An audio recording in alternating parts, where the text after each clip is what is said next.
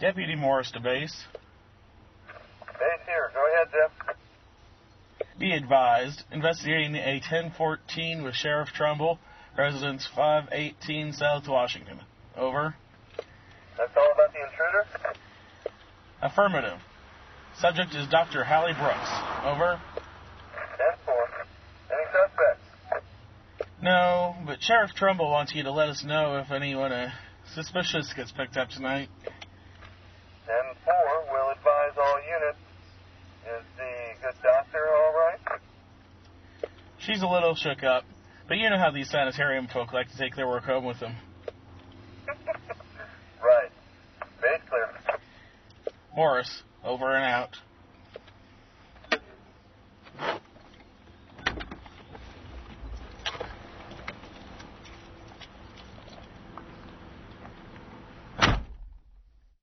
Now, take it easy, Miss Brooks. Nothing was taken. The intruder just left this car. Right. Well, no, I don't know if anything was taken or not. No jewelry or undergarments gone? Well, not that I know of. Do you know how he got in? As far as I can tell, the intruder came in through an unlocked basement window and then proceeded upstairs to leave this car. Speaking of which, when did the flowers arrive on your desk? They arrived last Tuesday morning. They weren't there when I left Monday around 5. So they could have been put there any time between 5 p.m. Monday and 9 on Tuesday morning. Right. Well, miss, the intruder didn't take nothing. He didn't mess the place up any. So he may not have thought you'd mind this. Still, I don't want to jump to no conclusion, so I'll have Deputy Morris here. Ma'am? Keep a close eye on your place. If he sees anybody trying to get in, we'll catch him. I recommend you be a bit more careful about locking up in the future. Thanks, Sheriff. You're welcome, miss. Now, I got to run along. You just try to put all this behind you. I'm sure it's nothing to be worried about. Good night, Miss Brooks. Good night, Sheriff. Oh, Sheriff? Yeah? Well, you know this town pretty well. I was just wondering if maybe you can think of anyone who might be doing this. Miss Brooks, Deputy, could you wait for me in the car? Sure, Pete.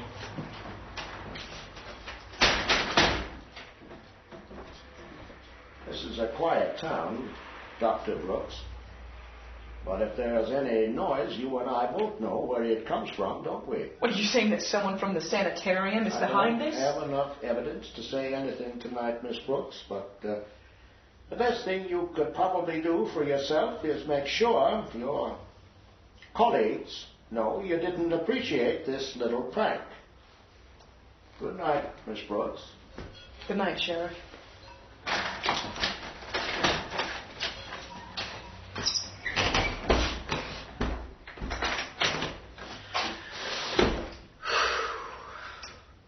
Some prank.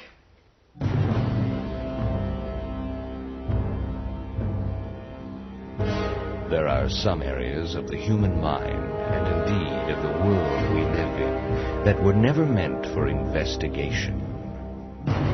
There are always those who delve into the darker worlds of knowledge, and many pay with their sanity for their interest. Some of these unfortunates are taken in by the Hayward Foundation, an organization that studies paranormal experiences and their effects on humanity. It is cases such as these that are sent to a restored mansion in a small coastal town in Maine, a center for the care and study of the insane. Since the 1920s, this place has been known as the Hayward Sanitarium. Lockdown in effect in maximum security.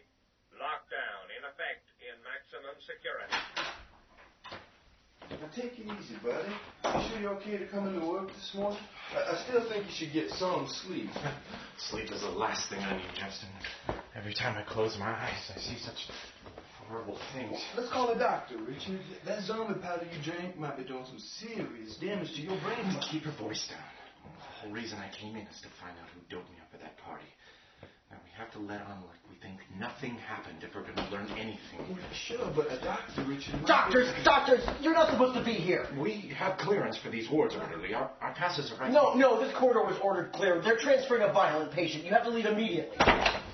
This way. Now we'll be there in just a minute, Mr. O'Brien. Try and be... Oh, no, here they come. Stand back. What are they doing here? I ordered this area clear. Water! They're here!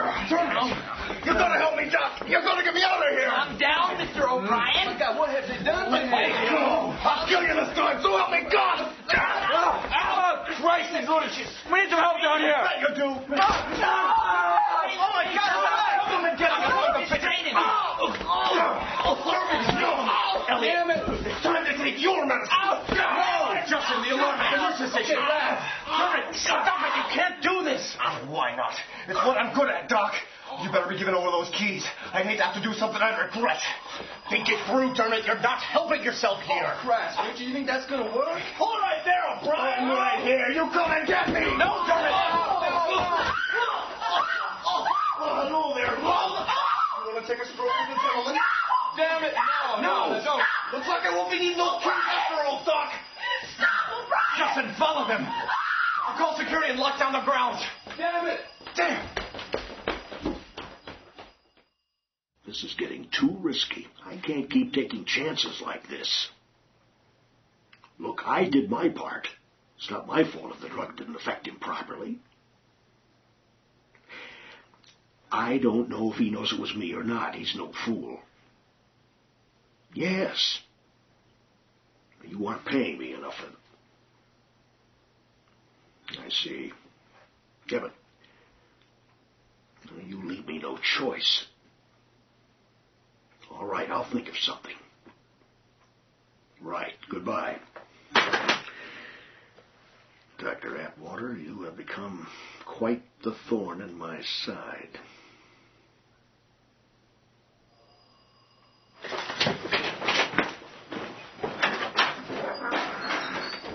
George, what's going on? I don't know, Hallie. Bartley, what's all the commotion about? A patient broke out as he was being moved to a different cell. I think he's taking a nurse hostage. Where did it happen? Maximum wing. My God. Do you know who it is? Dermot O'Brien.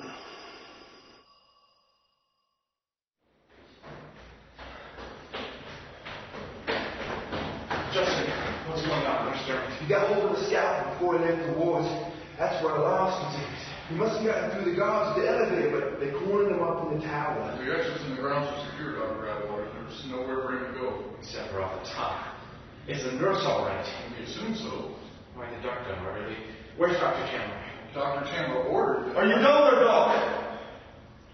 Yes, I'm here, Dermot. Everything is going to be fine. Is the nurse with you? Help me! Doctor, please! Dermot! She's all right, Doc. I won't hurt her unless somebody tries to be a hero. Now's the time, just... That's good, Dermot. No one's going to try anything, I promise. Is it all right if I come up? We could just talk. Just you. No one else. Okay. Justin, you make sure everyone stays here. All right. Okay, Dermot. I'm coming up. Be careful, Rich. Thanks.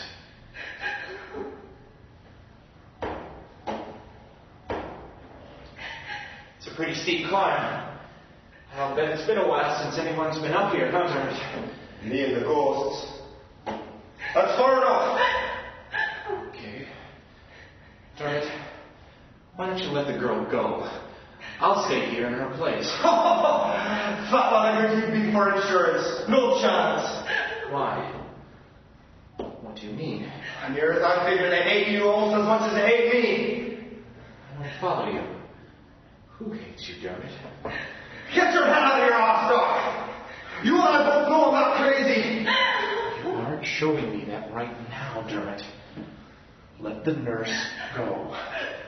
I said that's far enough. Come on. You're an intelligent man. You can figure it out. They told me here's no other way. This place so full of crap I can't think straight. Dermot, who are they? Jimmy! The jungle! Christ, man! Don't you see? Oh! Lord, he's here! He's been here all along. Dermot!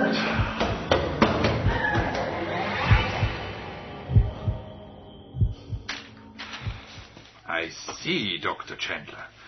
His accusations are very distressing. Yes, well, I realize it's hard to believe, but when I saw the results of the blood work that Dr. McLeod sent me, I felt it was best to inform you right away.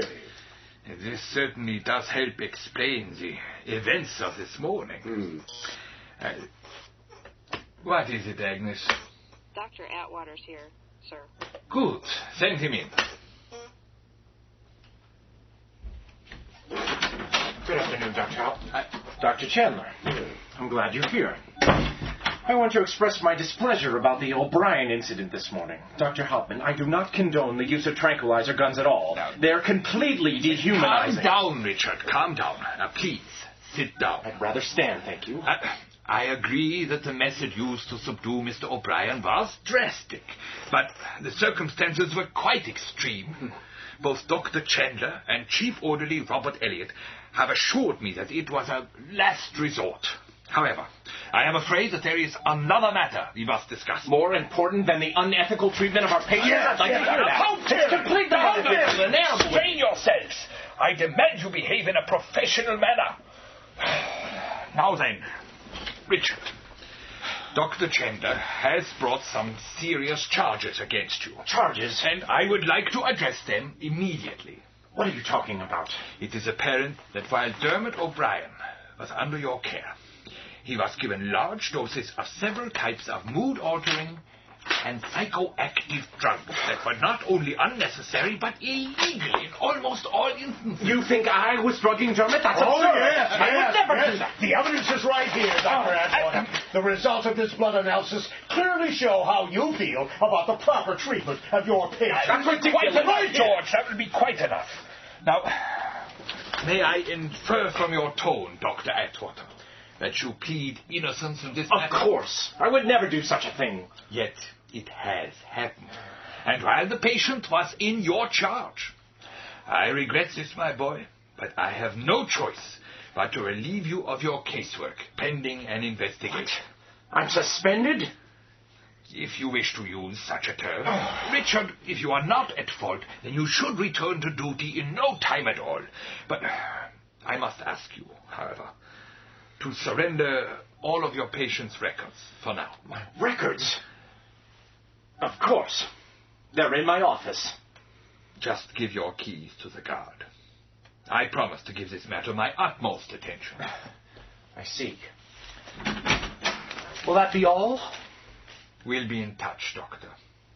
Fine.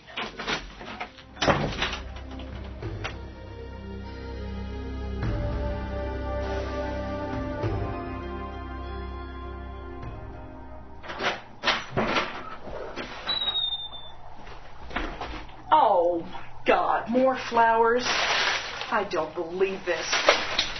I don't believe this. Security desk, Charles speaking. This is Dr. Brooks. Did you see anyone come in with a bouquet of flowers this morning? No, ma'am. Were you expecting some? Yes, unfortunately. Listen, Charles. I'm being plagued by a secret admirer. I keep finding these flowers from him when I come into my office, which is supposed to be locked. So if you see anyone come in with flowers or anything, will you please call and tell me? Of course, Doctor. Thank you. I don't believe this. They don't even smell good. Let's see. Junk mail? Junk. Hey, Honolulu. Janet.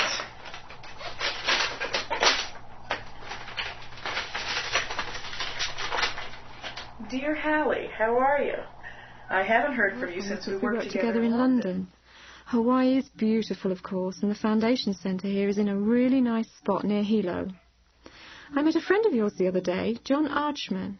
He was on his way to Japan to visit his uncle. The poor man could barely talk. Where did he get that horrible scar on his neck? Looks like someone cut his throat. Anyway, he told me to say hello and to pass on some information I have about the Fraternitas Trinacria. He seemed very disturbed by it all, but he said you would be interested. Something about a research project you worked on together in Canada. You really should keep me better informed on these things. Anyway, the Fraternitas Trinacria, or Brotherhood of the Triskele. Supposedly, they were founded by a man named Alexander Awas in London in 1624, after he discovered an ancient manuscript in India the year before. His goal was to discover the secrets of nature through ritual and meditation, and the group attracted some of the greatest minds of the time. They vanished without a trace, though, 4 years after its founding, due to a mysterious scandal. A group with the same name surfaced in America in 1831, but they appeared to be nothing more than a men's club. There were rumours of an inner circle, however, who had access to mysterious secrets. This inner circle supposedly included such famous figures as Aleister Crowley and H.P. Lovecraft. The Fraternitas disappeared again in 1945, and there has been no evidence of its return. I hope this helps you with your research. I have to go and do some real work now. Don't be such a stranger. Try and remember how to use a telephone. Okay? Love, Janet. P.S. If you want to know more, you need to talk to a man named John Atkins at the Cloverleaf Retirement Home in Pasadena, California. Huh. Well, that's strange. George must not have known the complete history.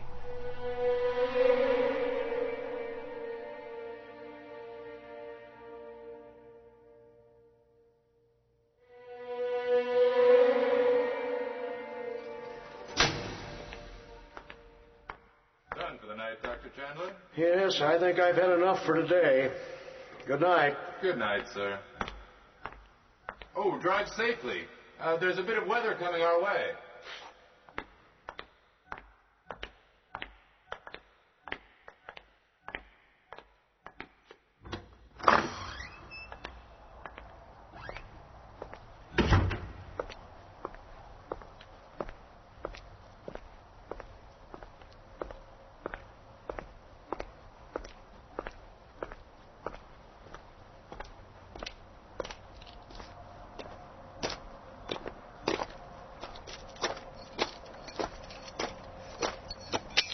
Damn. What? What? Who's there? Who is it? Just me, Doctor. Oh, Chester. Well, you gave me a start. What are you doing poking around here in the dark?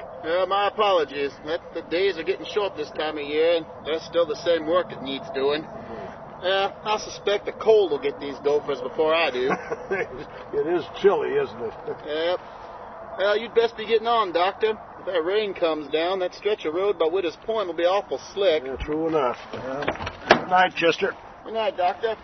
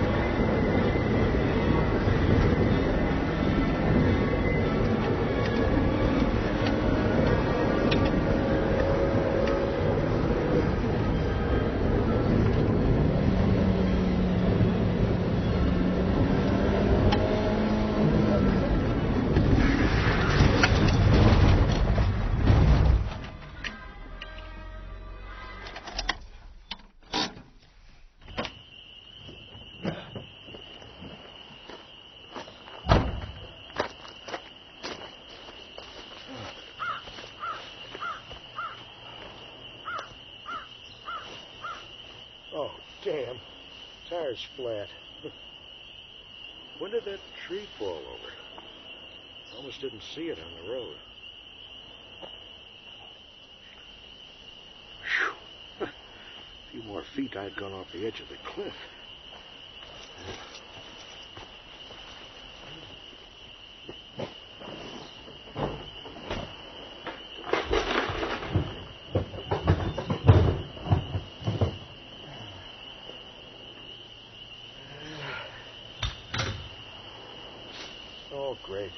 place to put the jack. Huh? Damn, I keep hearing things. I'll scare myself to death. I must be going crazy. Talking to myself. Is someone out there? Who's there? Now, stop throwing those rocks. Who's there? Oh, stop it. Now, who is it? Oh, stop. Oh, now stop.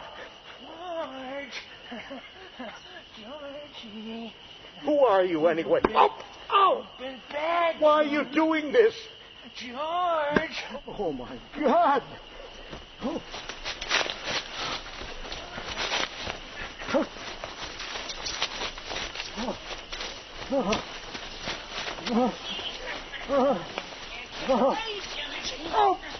Oh, damn. My leg. Damn, my leg. Welcome to Widow's Point, Georgie. I'm doing my job, George. Why are Cleaning you... up after slime. Robert, is that you? What the hell do you think you're doing here? I see the way you look at her. I see you talking with her. Your eyes always following her around. Well, she's too good for you. What are you talking about? You know, dinner dates and rides home. You're always so charming and wonderful while I clean up the slime. Oh, my God. Hallie, Robert, we're just friends. Look, you got to believe me. Friend, best friend. I know what you want from her. Your slimy hands always touching her. You won't win her by treating me this way. Now, get a hold of yourself, Robert. I'm old enough to be your father, for God's sake. Do you think she'll love you for this? Shut up. I see you with her. I know you, Doctor. And I have to protect her from you. Now, don't be ridiculous, Robert. Now, don't do anything rash, Robert. Anything you might regret. Regret? Oh, you're sloppy, Doctor. You can't threaten me. I've got friends in high places. You won't get away with this. No. Get away with what? It's a shame the great doctors at the Hayward Sanitarium aren't better drivers. What? Poor Dr. Bailey. Poor Dr. Chandler. He lost control of his car and drove right off a cliff. I hope the staff doesn't have to pay higher insurance premiums after this. You're mad. Hallie and I are just friends, Robert. And you'll never be anything more. Oh, no! I'll have her all to myself now. I'll never have to worry about you again.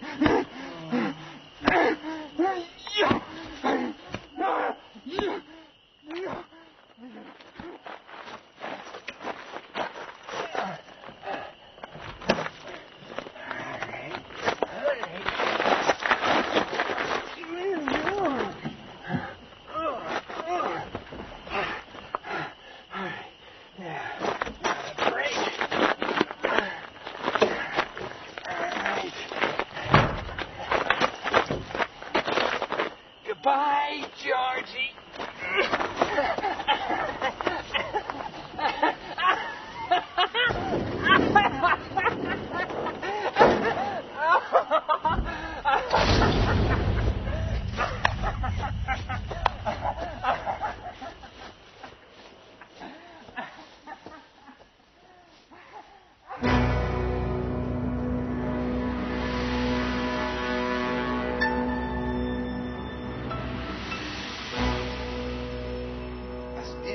Cannot believe they suspended you, Richard. Yeah, but it confirms my theory, though, Justin.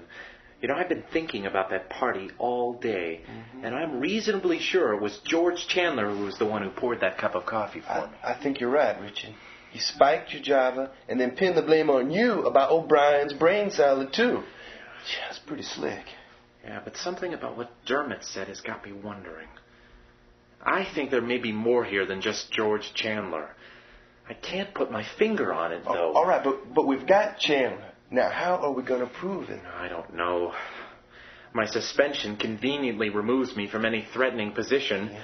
And since you don't have enough access as a visiting research fellow, we're... Right, but we need someone on the inside. Someone we can trust. Yes. What? could that be? This one. Hallie? I'm sorry to come over so late, Richard, but I get some bad news. Come on in, Hallie. Yeah, please, come on in. Let me take your phone. Well, they found George's car at the bottom of Widow's Point a couple of hours ago. George? Is he dead? Oh, well, they're still looking for the body, but the car exploded when it hit the rocks. Here, Hallie, come here. Have a seat. Thanks. Oh, God. Would you like a cup of coffee or something? Yeah, I guess so. That'd be good. Okay, Justin, could you help me in the kitchen for a minute? Sure. Oh, God. Maybe it's time we talk to Hallie about what's been going on. She's been at the sanitarium long enough. Richard, look, are you sure we can trust her? I need to trust someone, Justin. Besides, after what happened at Cape Tormentine, she might just believe me. Well, all right, Richard. I'll get the copies of the files, but I think now might not be the best time to tell her everything. Yeah, you're right. Okay, yeah, give me the coffee. Here.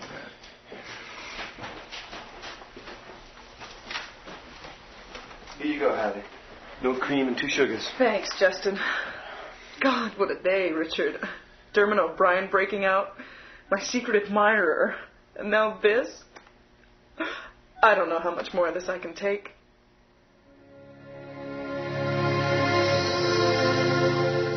You have been committed to Hayward Sanitarium, written by Matthew Bocco and David Johnson, directed and produced by Tony Brewer, sound design by John Weber. Engineering and Foley team led by John Weber and Richard Fish, including Doug Black, Shannon Williams, Martin Brueggemann, and Tony Brewer. Featuring Mike Kelleher, Mike Sherman, Alexandra Aufderheide, Richard Fish, Tom Holicky, Karen Atkins, Russ Levitt, Andrew Peloso, Daniel Gettled, Nate Sanders, Tony Brewer, Joel Marsh, John Weber, Jake Schumacher, Nels Berner, Denise Travers, Jim Fields, and Chrissy Whitehead. Studio facilities provided by Lodestone Productions. Copyright 1994. Hayward Sanitarium is made possible by grants from Lodestone Productions and the generosity of its cast and crew. Hayward Sanitarium is a last-minute production.